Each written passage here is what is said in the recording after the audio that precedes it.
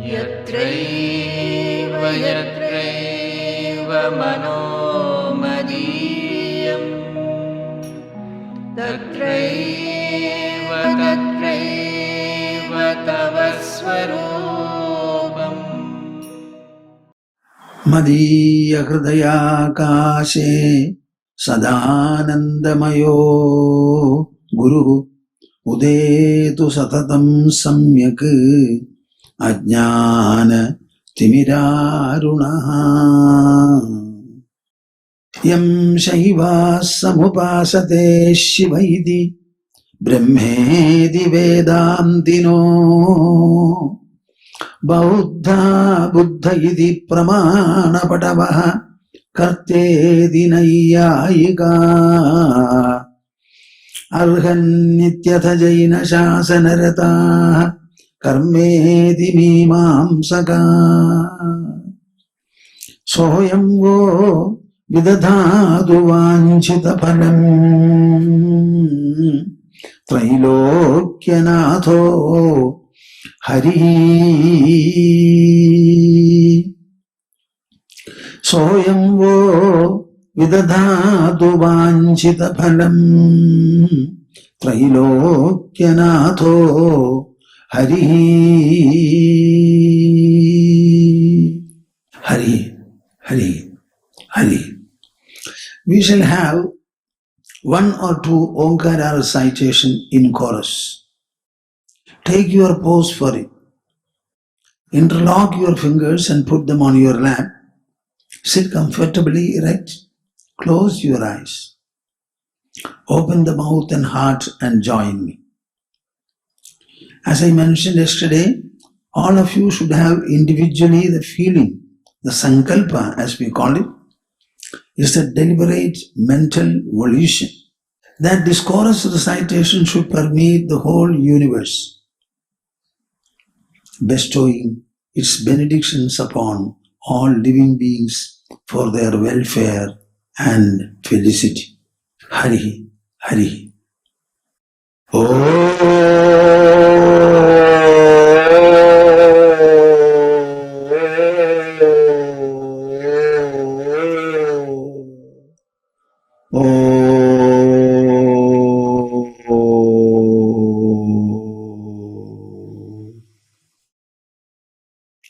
Hari Om Tatsa Jaya Guru.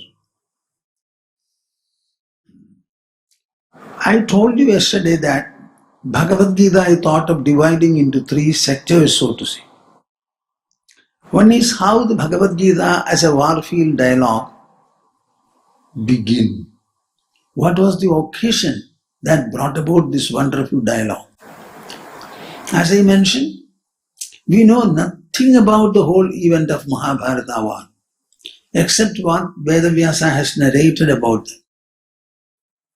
But Bhagavad Gita is very much with us, and it will always be with us. Though it is a documentation of a dialogue that took place for about 2.5 hours between Arjuna the fighter and Krishna the charioteer. I said two important enquiries were there. One is the enquiry from the blind king to Sanjaya.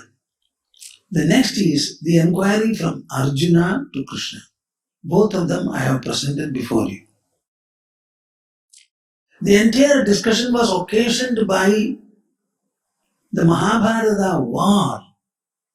What is meant by a war? I think it is the most challenging performance in public administration. Every soldier comes there to fight and kill or get killed. Can you imagine? And such a war even now is a part of the world we are not able to eliminate. Now that war had to be done. And Arjuna said, I will not do it. So to change the resolve in the mind of the Arjuna and to make him agree to fight. No, not agree. Ready to fight with willingness, with enthusiasm, with resolve and a clear objective in his mind. This was the task. So the entire problem was an interactional problem, an activity problem, a pursuit and a performance problem. This problem was handled by Krishna in a matter of 2.5 years. I also mentioned yesterday that it was the mind of Arjuna that got deluded. Now what Krishna did was, he elevated Arjuna from the mind at emotional, sensibility level. He elevated him to the level of the intelligence. I don't know whether you have ever thought about it. Mind is an internal instrument in us. It is not visible. You can feel it, that's all. In order to bring about reformation, refinement, changes or moderation, any kind of an embellishment in the mind, intelligence is the only faculty that you have. How many times shall I repeat this statement? All of you are discussing about the problems of the mind, but none of you apparently knows that intelligence is the only factor which can act upon the mind and make it function the way we want. And there must be a constant interaction between the intelligence and the mind. Even the Bhagavad Gita dialogue, I can say, is actually a dialogue between the enlightened intelligence of Krishna and the deluded mind of Arjuna. Arjuna could not think and reason properly. Krishna took up the cause. And he started presenting introspections to Arjuna. So he picked it up, the intelligence picked it up, and the intelligence started interacting with the mind. After the first admonition that Krishna gave, suddenly the tears of Arjuna dried up. And in place of a worried and an emotionally stressed person, he became a logical, rational, spiritual, and philosophical inquirer. See the transition, the transformation. If your intelligence begins to introspect over the problem that you have, the problem is invariably in the mind, and the solution has to be found by the intelligence. So this is very, very important. All of you should know it well. How Arjuna responds? Yesterday I said, the introductory part is over. What is the central theme in Bhagavad Gita? The central theme is to provide the sole focus on the soul. Our whole life is an interaction. But the interactions are between the senses and the objects of the world. The interactions are in the sensory level. And these interactions begin, once they begin, they have their impacts, they have their registrations to make in our system, and the further interactions are triggered on the basis of the interactional impacts we have. And thus, our life becomes only outward and sensory. We have no time to employ the intelligence and address our own concerns of the mind, inquiries of the intelligence. If there are any questions from the ego of man, those questions also, we never take any time for it. That is our problem. If only you will spend half an hour or 40 minutes every day, where your intelligence will only address your mind, only be reflecting upon the mind's problems, mind's needs, mind's confrontations. Let it be anything, but the concern is the mind's. So it's an inner concern that you have. So all our problems are ultimately a psycho-intellectual pursuit. Now what did Krishna say? Natvevaham jadunasam, natvam neme janadhivaha, nasaivana bhavishyamaha, sarve vayamatav param. Now let me ask you in a very simple manner. I delivered the message yesterday. All of you certainly heard. You are attentive. How many of you have done introspection over the message that you have received? You took the trouble of listening to me, and it was for your own purpose and your own objective. Having done so, were you faithful enough, fond enough, loving enough to do introspection over what you have heard? If you have done, I compliment you, bless you additionally. My blessings are, otherwise, it is there for everybody. Have you done any introspection? What did I say? Natvevaham jadunasam. Every one of us we say, I am living, I am. Where are you? I am here. Where were you? I was there. Where are you going to be? I shall be there. So a reference to our existence and presence is always there. There is no time in your life when you are becoming not present. You are always present. That means what? You are existence. Existence. Existence. If I, every individual, is existing, can the existence become non-existent? Nor can it ever become different. A thing cannot change its original nature at all. So if you are existent, you will continue to exist, continue to exist. Now this is our focus. And are you existing in a changeful manner? No. The I in you, I showed you very clearly, has not changed at all.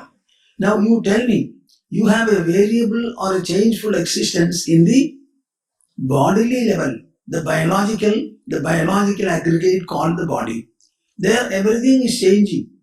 By I, you are not referring to it. You refer to your body as my body, mind as my mind, intelligence as my intelligence, ego as my ego, your car as your car, your family members, your house. Everything is yours. Mine, mine, mine. The possessive case mind always makes a reference to the object. The subject is different. What is the subject? I is the subject. So tell me, what is your personality? Is it the object body and object elements, or is it the subject I? You have to say subject I. This subject I is existence, and as an existence, it never undergoes any change whatsoever. If I ask you, you say, I was not happy. Now I am all right. I was miserable. Thereafter I became all right. That means the I seems to be floating over everything. Floating. In moments of grief, the I is floating in grief. Thereafter it survives it and it becomes joyous. So every condition is undergone by it in a floating manner. Just like a boat will ply on the water. We are always remaining changeless and we are gliding through the changefuls. Now this is the focus for you. Identify your personality as the I. Less than a year ago, we specially made a trip. Ma was with me. I made a trip to Lucknow to see a very ardent devotee of mine, Rakesh Mitter. He was an IAS officer, retired. He somehow fell a victim to this cancer. It was treated very effectively in Bombay, everything was going on, and suddenly the reverse happened.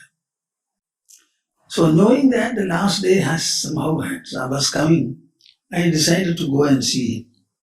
And you know the message I told him at last, Rakesh, listen to me. Remember what I say. Your body is a biological aggregate. And as a biological aggregate, it has got its own laws, rules, regulations, procedures, systems and whatnot. Leave the body to its plight. Understand that you are not the body. I am different from the body. The body is only mine. It is something like the house being repaired, the body being treated. So leave the body to its own plight and fate and remain different and detached. Always feel that I am different from. This is the only way the present situation can be properly handled. Have you understood me? I asked. He said yes. Will you do it? Yes. That was the last meeting I had with him. I have given this message to several people. One of the questions they ask, we are losing our job, what can be done? There was a time when you gained a job. You were very much required in the United States and they wanted people to come from outside to have jobs. So this is an economic plight or an economic fate. After all, the world is passing through The corona episode, as I call it, we don't have any memory of anything like this. Nobody has an experience to fall back upon. This is the first time perhaps that people are facing it in this manner. Now, this is not a creation of the human mind like war and destruction. This is something nature itself is instrumenting, has instrumented. We can do nothing about it, say nothing about it. But we can do something spiritually. You can do something with your mind, with your heart, with your will and wish. Don't think that it's a fight always in the bodily level. Let the body fight with its immunity. That's part of the nature system. But our nature has also given us the mind and the intelligence. You can use your mind and surround the corona. It is possible. This is what I wrote in a message to a number of people. And I asked them to chant the Mrityunjaya mantra. What is this mantra?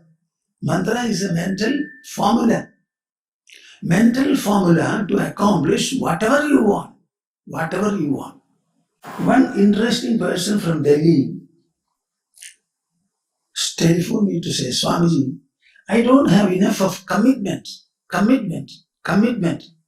I don't have enough of enthusiasm to do what I want. So when he was speaking to me like that, okay, will you do what I ask you to do? He said, yes. Then go on saying commitment. I want to be committed. I want to be committed. Go on saying thousands and thousands of times. After a few days, he says, Swamiji, I have become much more committed now. Tell me how this happened. Now he has started giving this message to the others also. And the other day we got down in the airport, and when we were coming out, he was introducing to a friend of his, and he said, Swamiji, this person is catching hold of gold every day, but all the other officers are not able to. It's only because of his integrity, commitment and dedication, about which I have told him. So he has become committed, dedicated, and he is a man of integrity. So he is able to somehow identify, here is the baggage which is going to be the culprit. I am just repeating what he told me. I don't have any comments at all. So there is a mental formula. All mantras are mental formulae. So you can let the body develop its own biological immunity. But we have psychology. We have a psychological product called the mind. We also have an intellectual product called the intelligence. We also have an assertional product called the ego. You can use all the three of them to tackle physical, material, objective situations. By its very nature, all people cannot take to it. That you and I should agree. People are mostly physical. They are physically born in this world. They physically interact in this world. So they only believe in medicines and things like that. I am not denying them. I am not decrying them also. They have their own place. But the mind has got the superior place. That you should understand. This is something very important. So that I factor, I am an existence. As an existence, I can never perish. I can never get transformed. That is why I continue to say, I am. And put your focus on the I. Arjuna was told that all are transitions in the body. Death also is a transition. It doesn't mean any extinction or destruction. Then Arjuna thought, okay, I will never speak about death at all. I will not mourn. My problem is our life itself. In the life, there are so many undulations, so many experiences which we don't like. Now, what is the way of tackling the so-called alternates of life? What shall I do? Then Krishna is giving an answer. I have explained it during the past 65 years from several numberless platforms. Many people have heard me nodding their head, but I don't know whether they have made use of the message. I will tell you also with a lot of additional and renewed hope and confidence. Krishna analyzes the entire life. If I ask you a question, can you tell me what is your life? I don't think anybody will answer. Most people say, Swamiji, I have never thought about what is life. We have never thought about what is life? Then what would you propose to live? If you wanted to become a mechanical engineer, what did you do? You learned mechanical engineering for about 4 or 5 years, maybe additionally 2 years. Then only you became an engineer. Similarly, where did you study about your life? After which, being enlightened and educated, you started living. We are never thinking or probing into our life with any sense of examination, analysis and investigation. But we are doing a lot of scientific investigations into many things. Now, in this Corona confrontation, has anybody thought about how we can develop our immunity using our inner resources, namely the mind and the intelligence? Nobody has tried. People like us believe more in the inner resources than in the external resource. The inner resources are held by our mind and intelligence. You know, we have CARD in America. Similarly, we have an SARD in Malaysia, CARD in India. It represents Center for Inner Resources Development. Center for Inner Resources Development. What do we mean by that? We are wanting all of you to develop your own inner resources. Inner resources held by MIND, mind and intelligence. So Krishna is discussing life. And you know, in 4 letters he has defined the whole of our life. Matra sparshastu kaunteya, shitoshna sukha dukkadaha, agamapainaha, anityaha, tan tidikshasva bharata. Matra sparshastu kaunteya. O son of Kunti Putra, Matra sparsha. Our life is constantly an interaction between the senses which are fixed on your body and the objects of the world which are distributed around. Every time it is an interaction between the senses in us, in the individual, and the objects around him. We have altogether 5 senses: eyes to see, ears to hear, nose to smell, tongue to taste, and skin to touch. Even if you have one of the senses, there will be interactional life. If all the 5 senses become defunct, then you cannot have any interaction. So our life is always an interaction between the senses and the objects. The objects are many, infinite, but the senses are only 5. Though we call it interaction, don't think that the objects and the senses have equal place in this interaction. Our senses are 5. They are animate.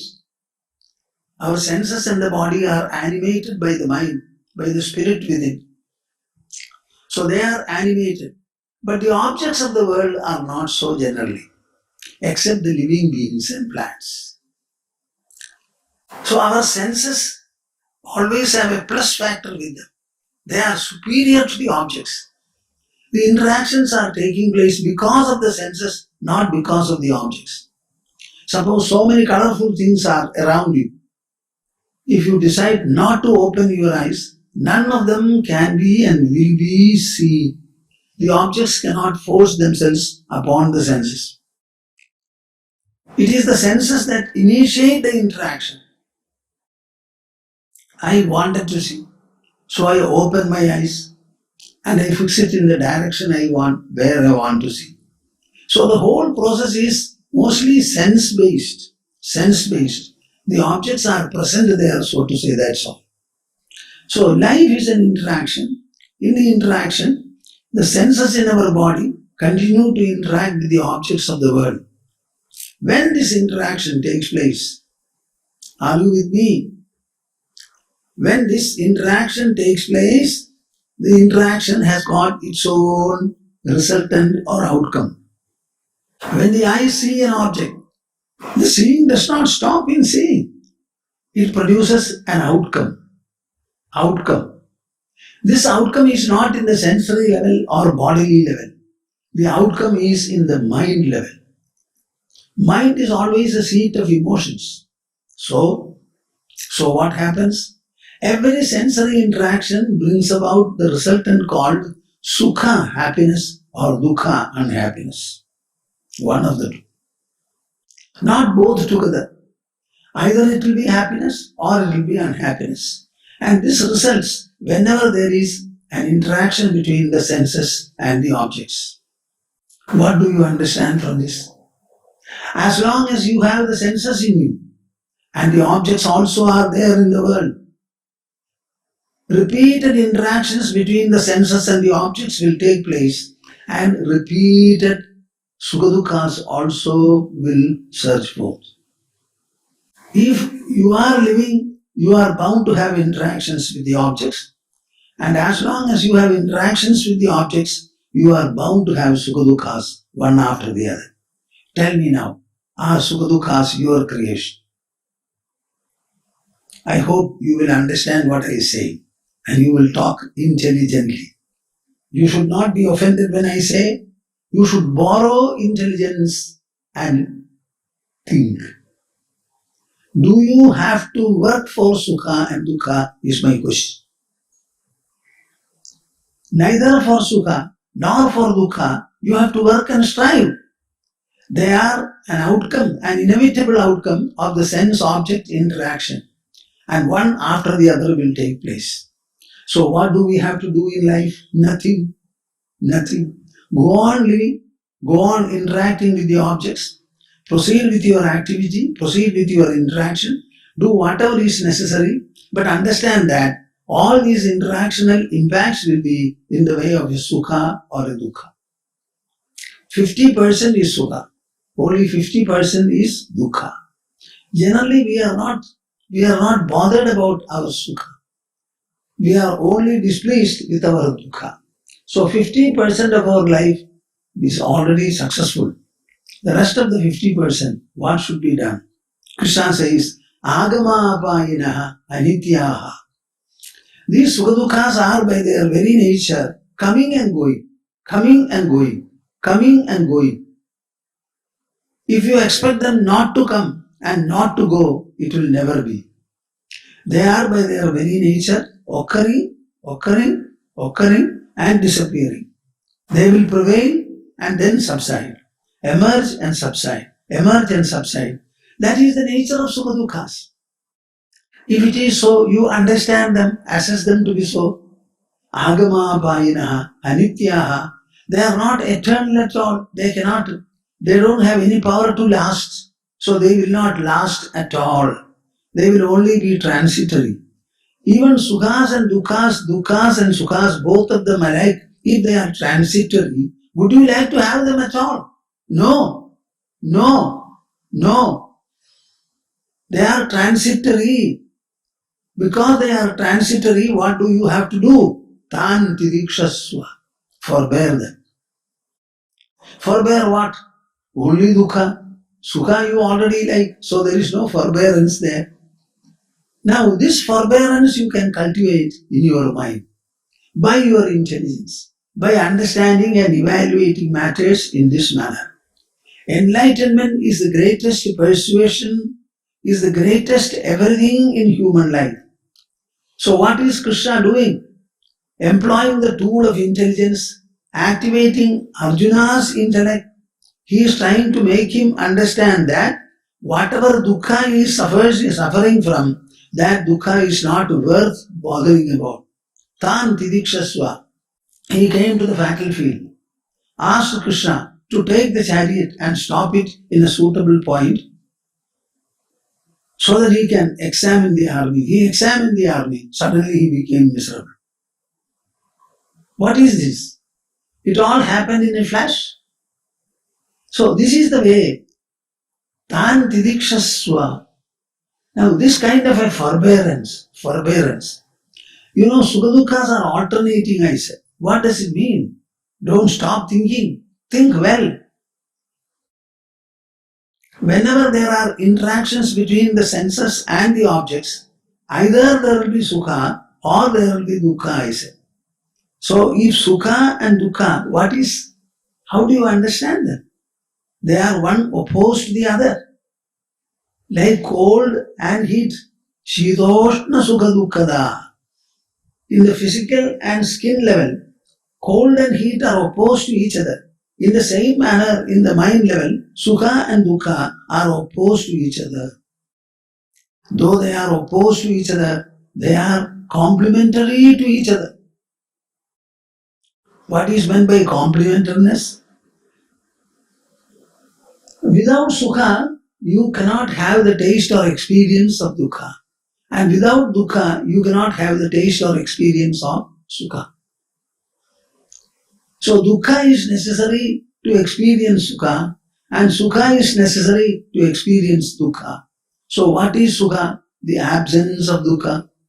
So if you experience Sukha, it necessarily means that you had Dukkha. That Dukkha was terminated, it tapered off, and Sukha appeared.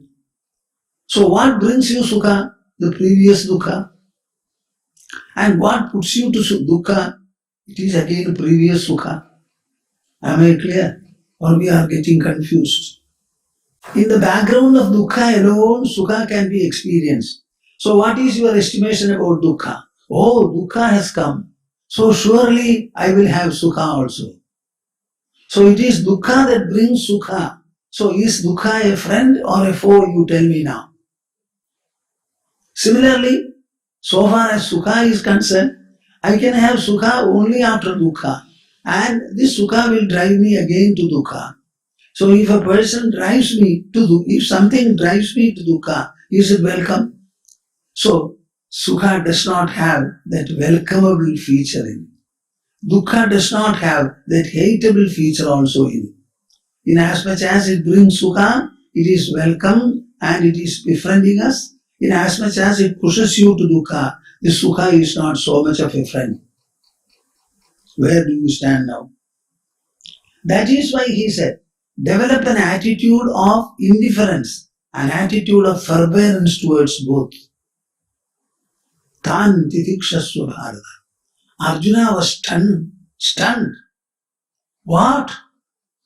In the whole of life, mark my words, in the whole of life, the variegated world, the world of infinite variety and plurality, can only interact with the senses. The senses are five, so the interactions also are fivefold. The world may have infinite number of objects, but so far as you are concerned, they are only Shabda, Sparsha, Rasa, Rupa and Gandha. They are only sound, sight, smell, taste and touch. There is no sixth product in this world. So where is your variety of the world gone now? Answer me. Where is the variety? So the entire variegated world, the world of infinite variety, it is telescoped into five by our five senses. So are the senses powerful now or the objects powerful, you tell me? Imagine the small eyes that you have, but their range of perception is infinite. The far point of the eye is infinity. An eye specialist was telling me. So please understand this point. You say life, life, life, and you want to be many things in life.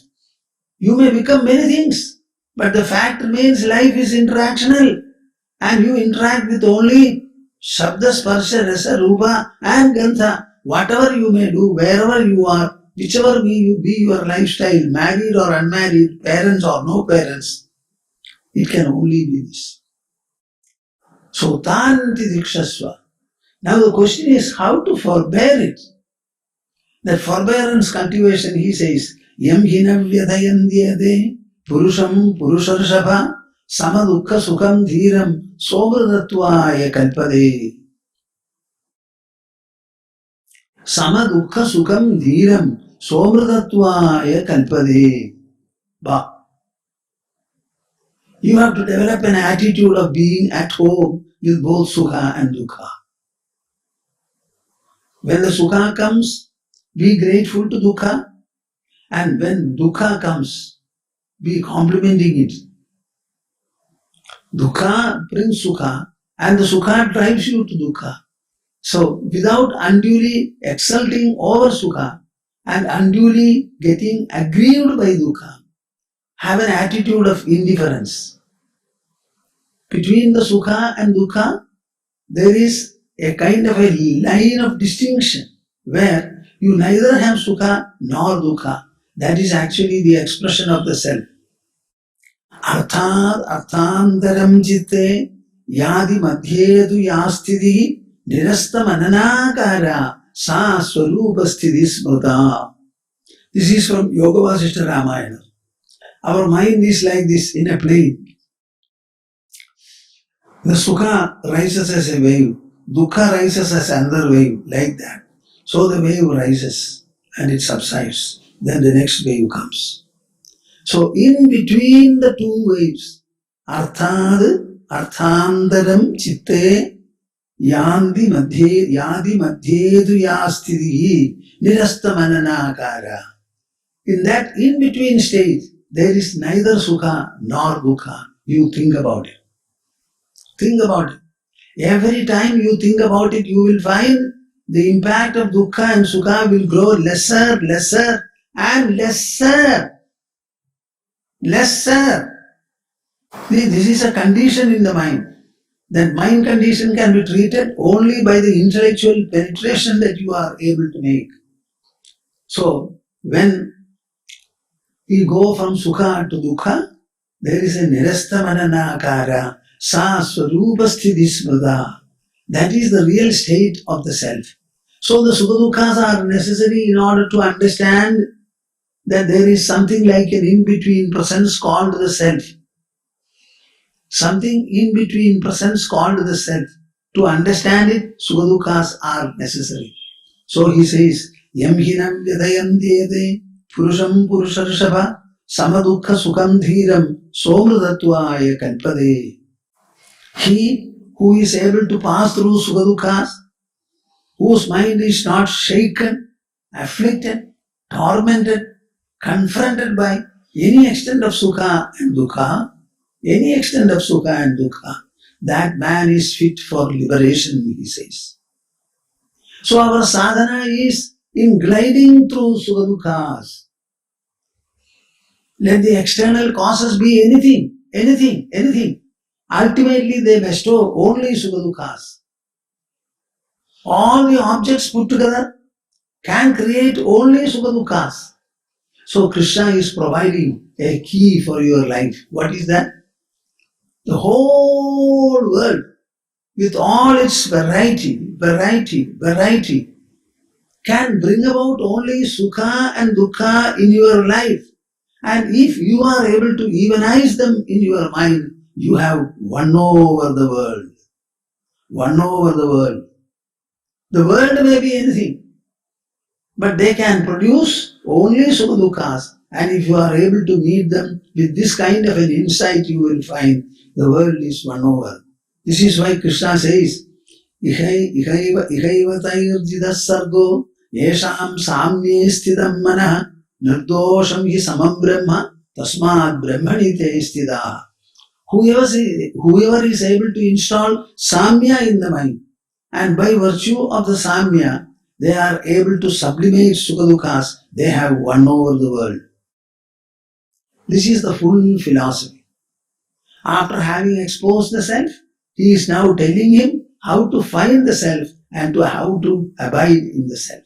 I may not be able to discuss everything because as I talk, it's an extempore presentation, so the talk takes its own course. See, I told you, the third point in Bhagavad Gita to be understood is that everything is produced by nature. What is this nature? This nature is an aggregate of three qualities. These qualities are not physical or chemical. They are qualities in the spiritual context. Every substance has a certain quality. Water has got the flowing power. Fire has got the blazing power. Wind has got the spreading power. Brahman has got the Nashwarada power. Our nature is an aggregate of Sattva-guna, Rajoguna and Tamoguna. But the proportion of the three will be different. Na tadasti prathivyam va divi deveshu va punah sattvam prakrijair muktam yadebhisyat trivirgunai.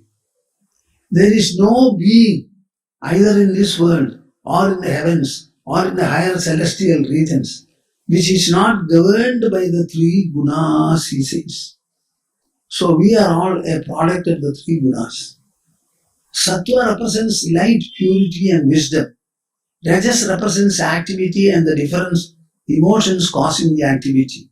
Tamas represents darkness, lethargy and sleep. Briefly put, it is like that. Why am I talking to you? Because of Sattva-guna and Rajoguna. After some time I feel tired, that is Tamoguna. You are all working in your respective fields. Why? Because you have Rajoguna first, Sattva-guna next and Tamoguna next. There are people who have Rajas first, Tamas then next, then comes Sattva. Like that it goes on changing. These gunas belong to nature. We are all products of gunas. So any activity that you perform, it is because of either Sattva, Rajas or Tamas or all the three put together. Understand that it is so, it is so, it is so, and never fret and fume. Whatever you feel like doing, whatever you can do, and whatever comes to be done, do it, do it, do it. Swabhavajena kaunteya nibaddhasvena karmana. Everybody is bound by his own swabhava. Swabhava means his own characteristics. They are to some extent prenatal and postnatal also. As you are a child, you cannot do anything. But the moment you become an adult, you can change yourself to any extent. And adults do also change. Say, think of Newton. Many people saw the apple fall. He also saw apple from different branches. All of them are perpendicularly falling. Huh? Huh? Everything falls perpendicularly until it touches the ground. Nothing stops in between and nothing goes in a tangent. All of them picked the apple, ate and went.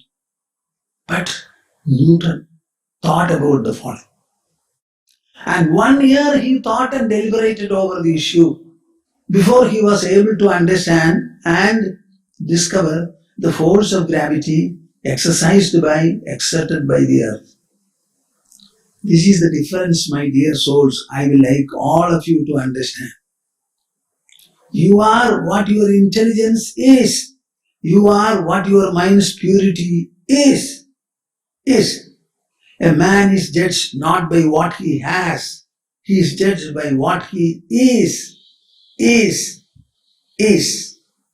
is in terms of quality. Qualitative enrichment is what you should seek. This is provided by Sattva-guna, Rajoguna and Tamoguna. I am talking to you on Bhagavad Gita because I wanted to expose you to our spiritual thoughts and introspection. What is the idea? To enhance the percentage of Sattva-guna in you.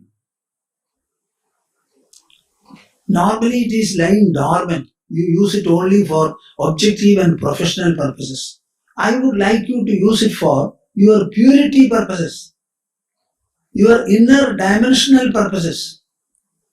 The other you are looking after, but you are not looking after your inner needs. The mind has to become purer. The intelligence has to become subtle. The selfishness in you has to fall. And otherishness will have to grow. The swarthada must decline and pararthada should grow. Only this is possible only when the sattva guna increases. That is why I keep you engaged in Sattva-guna deliberations. With regard to any activity that you perform, don't feel that I am doing it.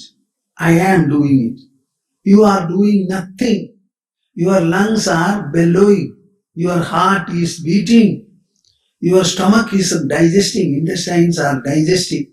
The brain sending its signals. All these functions put together make you live. And you don't have any authority over them. Every heartbeat, it is automatic, irresistible, or you push the heart. Early in the morning we light a lamp. Because you light a lamp, your heart beats, or your heart beats, and therefore you are able to light the lamp. Understand it very well. So when I say the whole world, Krishna calls it evam pravartidam chakram nanuvartayati kaya aghayur indriya ramu mogham partha sajivati. He says the entire cosmic wheel, the universe is global in character. Everything within the universe is revolving. The whole universe is a wheel. And everybody is a cog in the wheel. Even the planets and the celestial bodies are cogs. The Sattva, Rajas and Tamas, the three gunas, working in a general way will move the universe. Working in a specific manner in the form of individuals, life forms, beings, etc., they will bring about their own movement. So never claim any propriety over whatever you do. Be humble. Be humble. Be humble. Get connected to the Supreme, the Divinity. Get connected to. You are living on the earth. You are connected to the earth. The earth is surrounded by air. It is still surrounded by space. And the space itself is surrounded by what? I want you to think about. So as we are connected to the earth, we are equally connected to the Supreme, the infinity. So don't be small. I am only a body, therefore my capacity is limited, 85 kilograms maximum. Don't think like that. Bodily you are limited, but inwardly you are unlimited. Sky is the limit for the mind. Sky is the limit for intelligence. See what Newton did with his mind and intelligence. 1 year he introspected and then discovered the force of gravity. Many things we can do. There is no limit before the human. Human is the best specimen of creation. Understand it very well. Samvedyavarjitamanuttamamehgamadyam samvitpadam vigalanam kalayan mahatman hridyeva tishtha kalanarihida kriyam tu kurvan agartrapadamethya samodidashri kurvan agartrapadamethya samodidashri.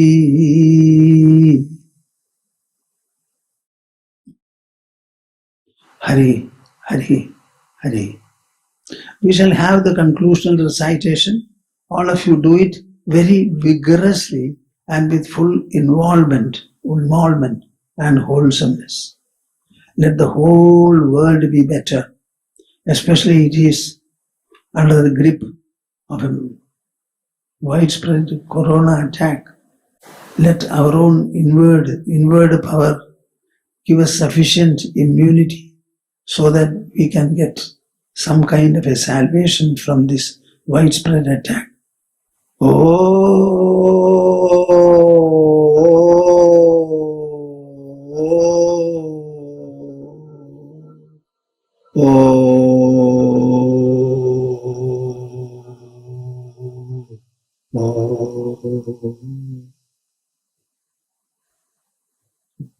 Hari Om. Jai Guru, Jai Guru, Jai Guru.